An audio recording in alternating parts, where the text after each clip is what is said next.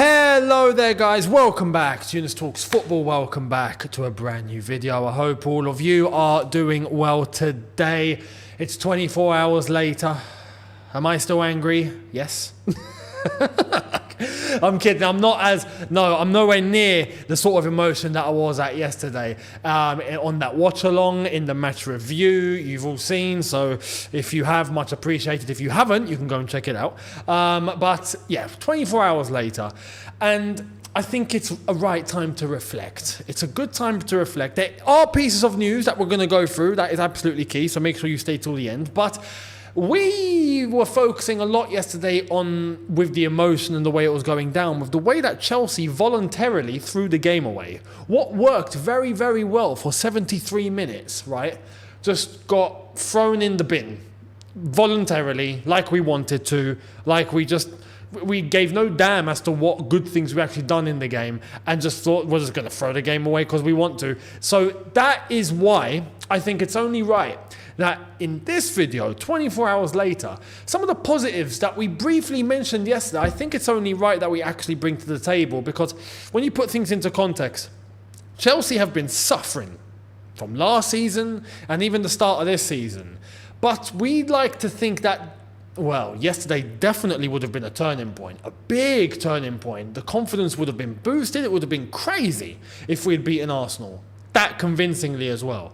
So the good things that we saw yesterday, which we've not seen in a while, I think it's only right that we actually focus on that and give some credit to that and hope that that gets to continue. As well as the news that I said is going to come towards the end. But before we get cracking into anything, I've got a few things. Firstly, make sure that you are here for all the content as it drops.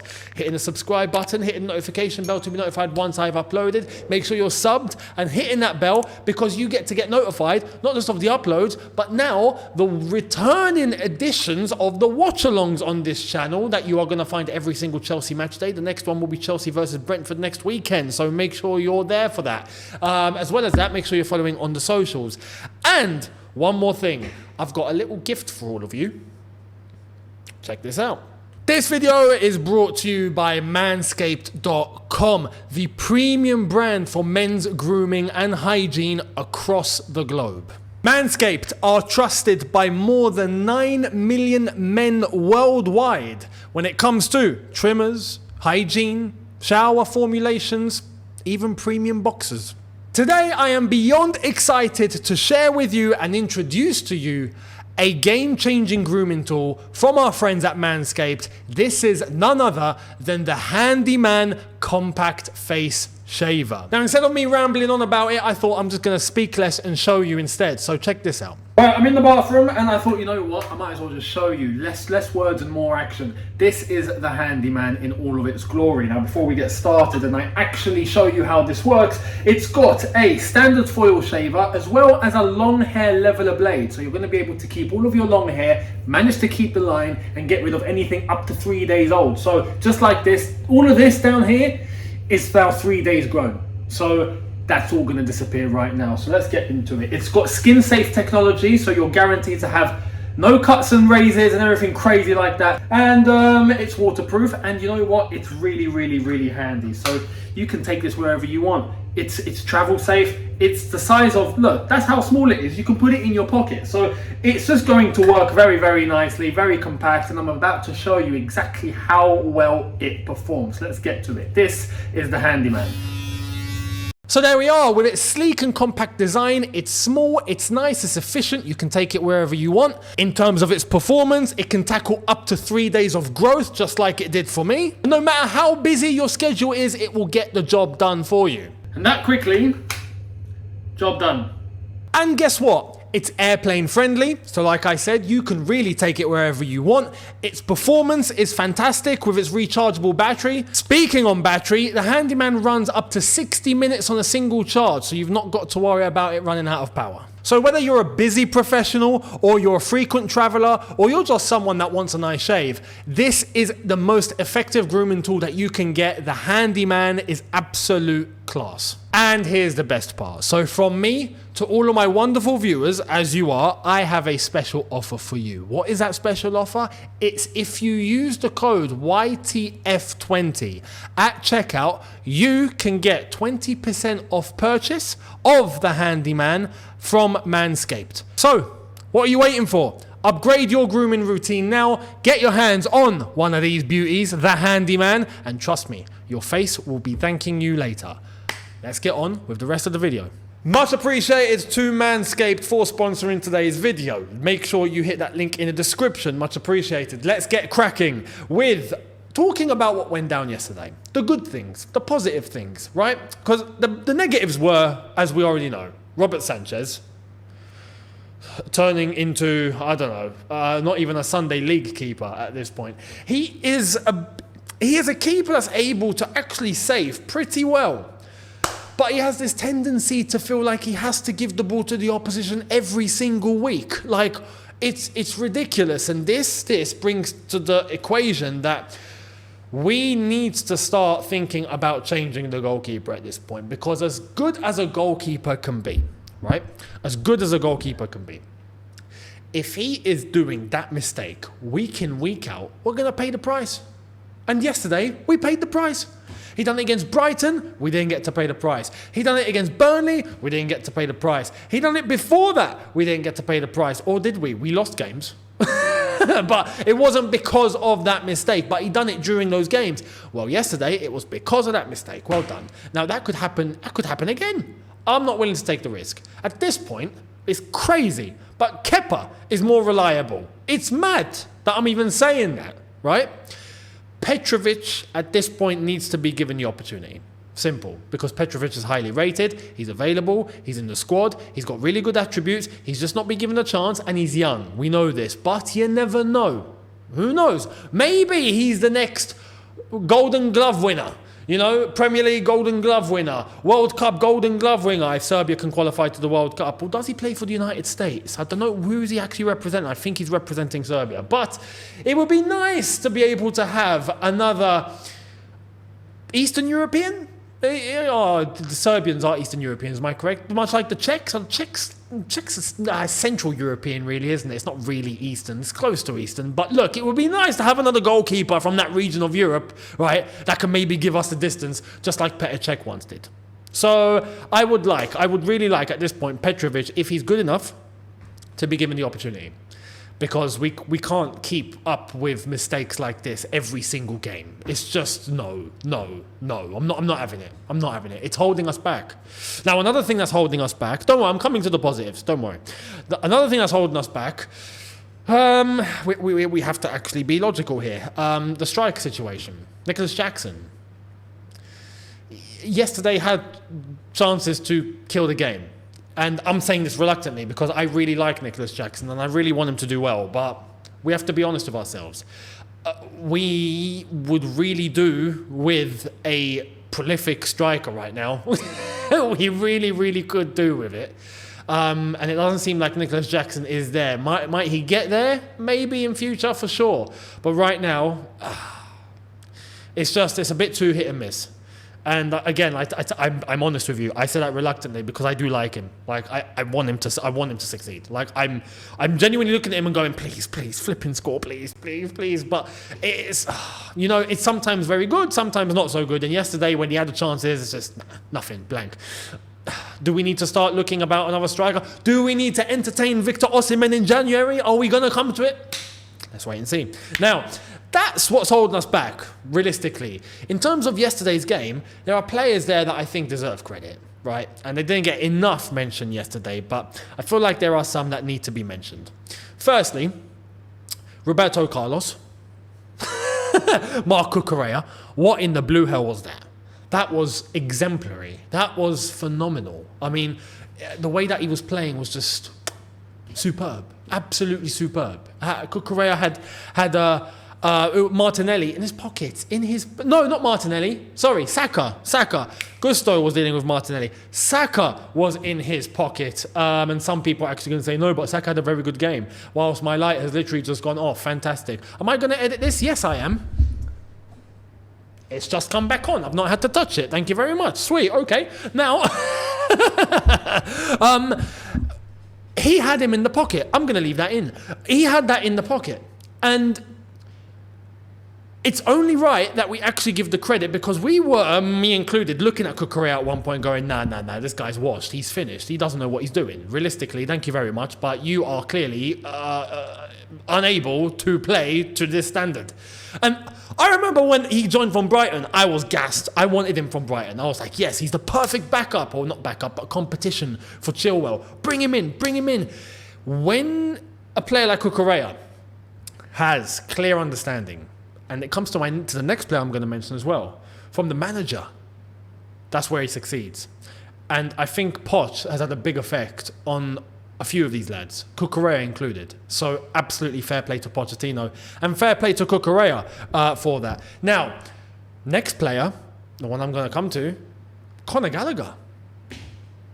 Conor Gallagher, playing the way he's playing right now, is turning from one of the most critiqued players on this channel, right? I've been on his case because I see the potential. I can see the potential, man. I'm like, I would love if Conor Gallagher killed it for us. That would be incredible, because you can see that he's about it. But there were certain things in terms of his technicality, his on-the-ball movement, his decision-making, that I'm like, I'm suffering watching this guy. So I was critiquing him quite a lot. But these last 5-6 games, it's exactly what I want. Exactly what I want from Conor Gallagher.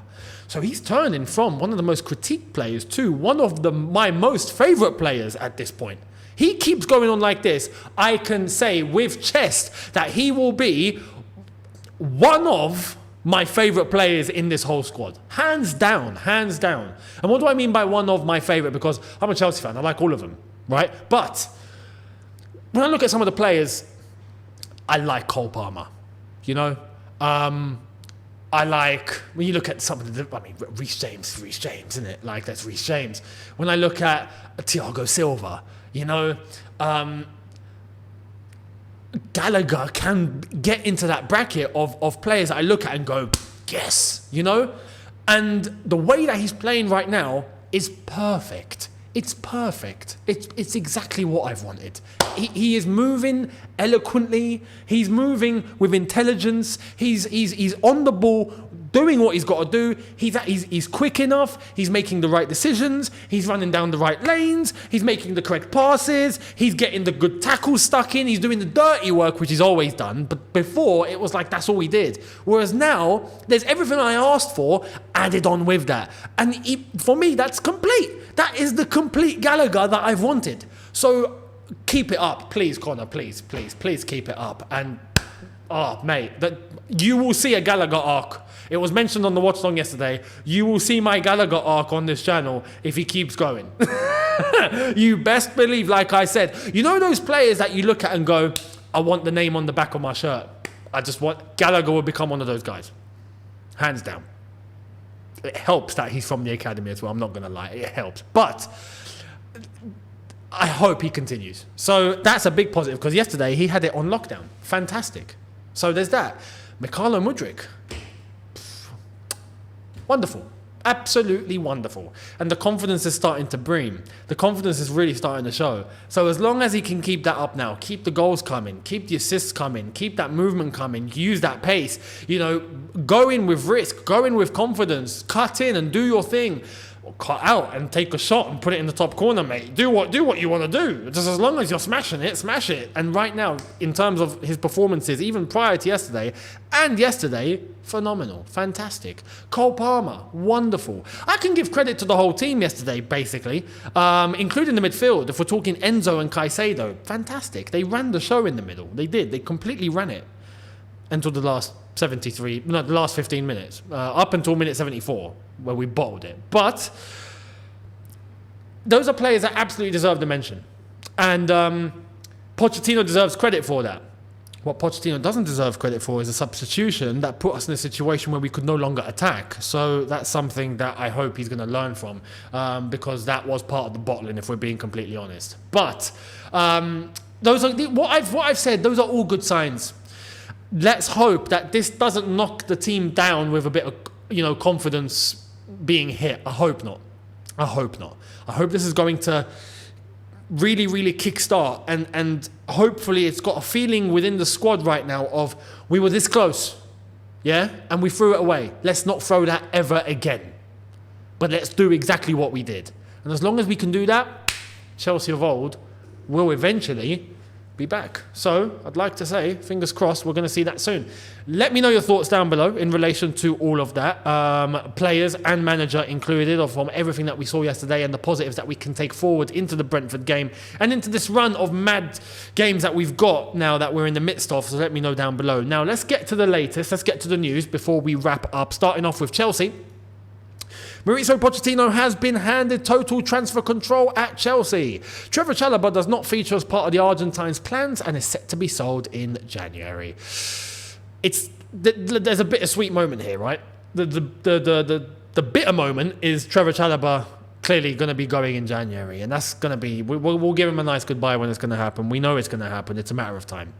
It's unfortunate, but it's one of those things. The sweet moment is Pochettino's been handed total transfer control. I'm on board with that. I am on board with giving the manager control of what he wants in the team. I am completely on board with that. I understand the club might want to suggest and put forward signings, club signings as we know them as, but I truly believe that the manager should, with enough trust, be the one dictating the direction of the transfers. So if this is the case, wonderful. Because now Poch is in the driving seat properly, as a manager, not as a head coach anymore, as a manager. So I'm very happy with that. Let me know if you are down below. Much appreciated. Now, as we shift our attention to elsewhere, very interesting developments, and we're going to end on a giggle. So check this out. Sir Jim Ratcliffe's proposed investment into Manchester United is set to face delays due to complications over how he might increase his share in the club beyond an initial 25% holding if he agrees to fund stadium improvements. Look, Man United got lucky yesterday by beating Sheffield United 2-1 in the way that they did.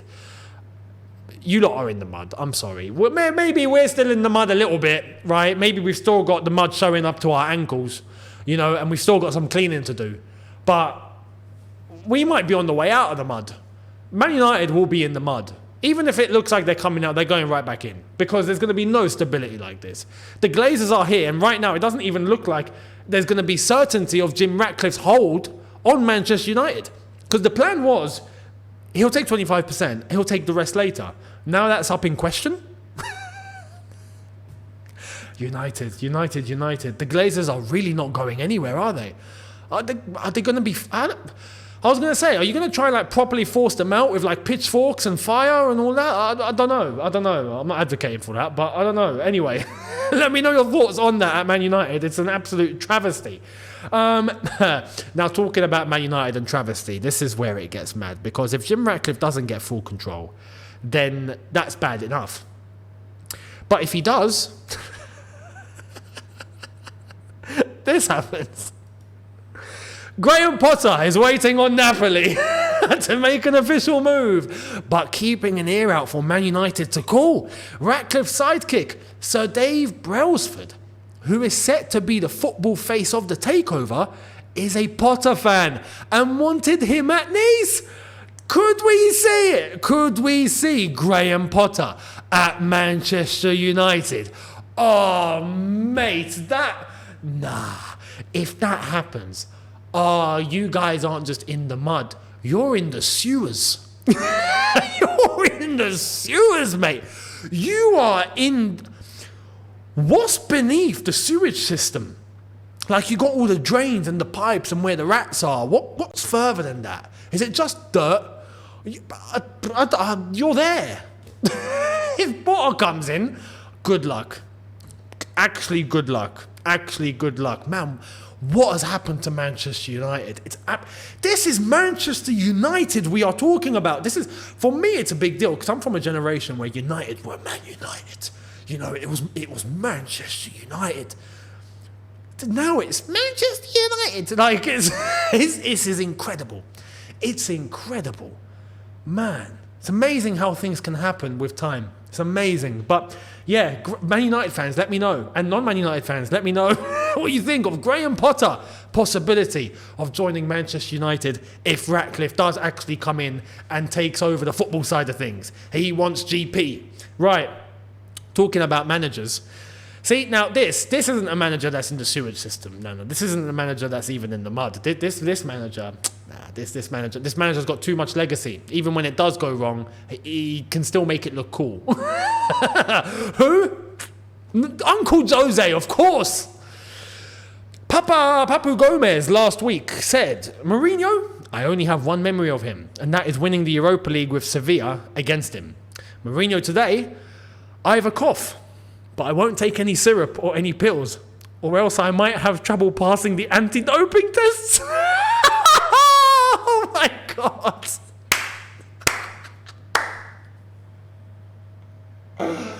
Oh no, Jose.